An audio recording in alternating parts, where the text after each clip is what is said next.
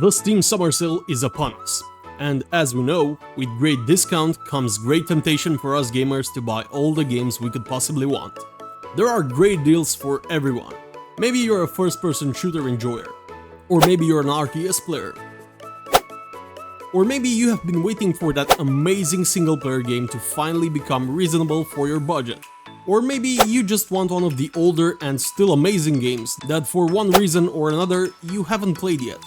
Or maybe you're a survivor searching for a new challenge, and if that's you, don't worry, I got you covered. Because today we're talking about the best open world survival games of 2023, Steam Summer Sale Edition. And the best part of today's video is that all these games are unique in their own way. We got no two games with similar gameplay or set in similar worlds. Remember, if you find value out of this video, give it a like, and help me reach my 5,000 subs goal by subscribing to the channel. Now, before we start, I want to make this clear. Today's list is based only on games launched in 2023. So, no Rust, no Subnautica, and no Ark. These are all great games, but we're focusing on new challenges today. So, at number 5 we have Above Snakes. This game is set in the 1800s, in a semi-end-of-the-world scenario, where the Earth has been hit by a meteorite that turned most of the humans basically into zombies.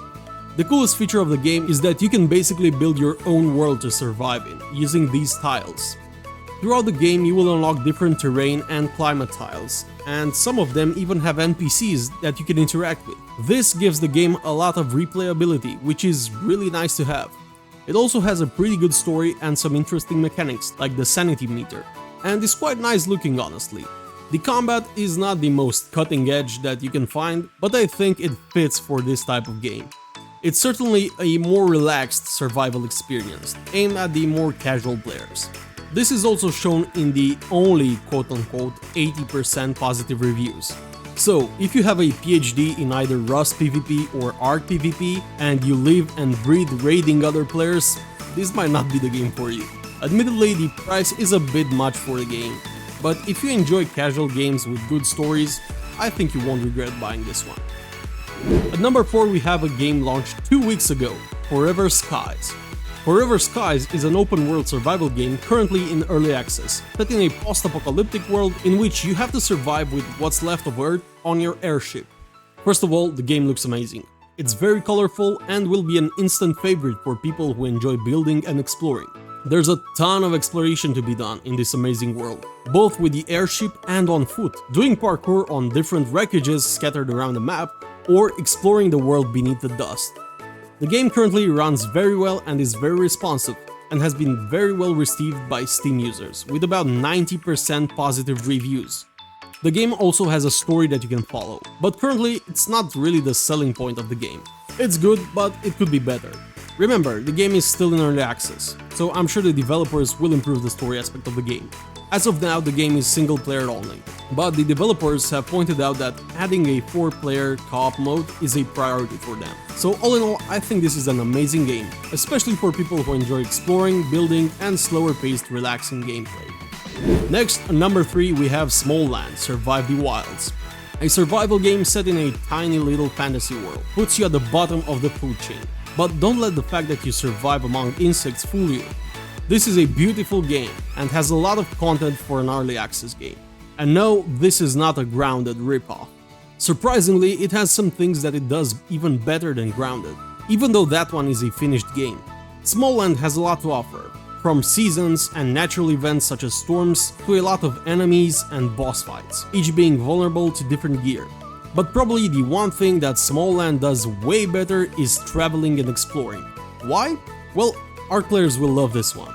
Creatures can be tamed in Smalland.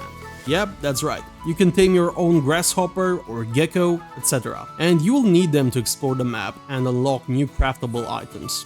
All in all, this is a great game, with a beautiful map, some good quality of life features such as being able to move your base without much hassle, and good stability for multiplayer. So, if you like Grounded or Ark, you might want to give this one a try. At number 2 we have Survival Fountain of Youth. This one is the one that I'm most interested in personally. Set in the 16th century, you're a stranded explorer that has to survive and ultimately find the Fountain of Youth. The story of the game is great, and it has some pretty good mechanics, such as the map growing mechanic, which pushes you to explore the land and climb new heights. It is still an early access game, so the story is not yet finished, but I still think this is a solid game with a lot of potential. It combines survival at sea with survival on land, with each island being unique in its own way.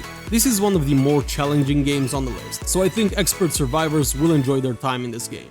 Well, if you think you're up to the task of staying on top of this game's diverse food chain and actually solve the mystery of an ancient civilization in an attempt to find the Phantom of Youth, this is the game for you.